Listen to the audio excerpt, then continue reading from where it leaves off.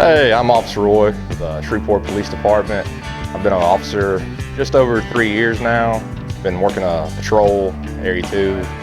We're the officers that are going to first respond to your scene. We're not the ones that usually write a lot of tickets. That's more of our traffic unit. The patrol unit's the ones we come handle a lot of your domestics, stalkings, your crimes of violence, you know, the big stuff. That's what the patrol officers do. A lot of people get that confused, that think we just ride around eating donuts and writing tickets all day. We really don't do that. When I was a little kid, I always wanted to be an investigator and go into detective work. And so when I got a little older and got through college, you know, I really couldn't find anything that kind of suited me. Every time I would try a new job, I always felt something was missing. Well, then I finally just went and did law enforcement.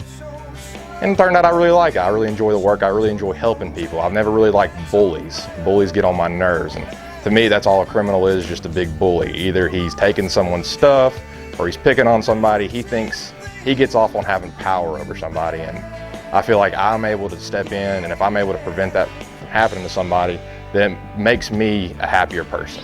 And you know, a lot of times on patrol, you know, you don't hear about a lot of the stories that we do as patrol officers, because the news media only wants to capture the big stories, you know, the big homicides, this, that, and that. You really won't hear about how, you know, many patrol officers stop a lot of exes that are harassing their girlfriends or boyfriends for that matter, and we step in and really have to be therapists or counselors, or, you know, we respond to a lot of 5-year-olds that just don't understand how to listen to their mom and dad. So we have to step in, and I'm only 27 years old. I don't even have any kids, but I have to somehow counsel a 6-year-old on how to listen to his mom and dad.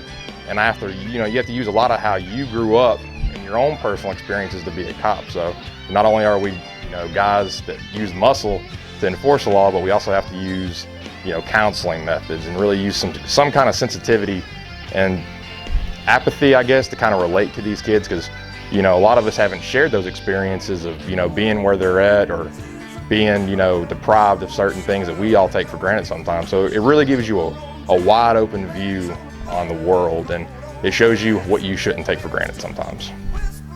Yeah, a lot of times what we gotta do before we get ready and before we head out, we have to check our back seats, and that's because on our back seats, they're made out of plastic, and the reason for that is because we found with the cloth, you know, it gets very dirty. You know, we're not exactly arresting the cleanest and pride, you know, most cleanest people in the world back there. You know, a lot of times they're, you know, sweaty, or they throw up because, you know, or they're bleeding, this, that, and the other. So we had to make them plastic so they're easier to clean.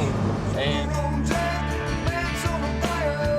you know, when you show up, it's not like you have the 9-to-5 schedule where you're going to know what calls come out. You know, we've been on shift before where, you know, everything's going just fine and dandy, and then we have an officer that's involved in a shooting where he could be getting shot at as we speak. So I don't have enough time really to come in and make sure I have everything in order. I got to get in my car and I got to go as fast as I can to make sure to get there on scene, to make sure he gets home alive to his wife or his mom or his kids. You know, so sometimes it's not, you can't do everything by the book as the inspection goes. Sometimes it's all about making sure your coworker and your brother gets to go home safe to his family.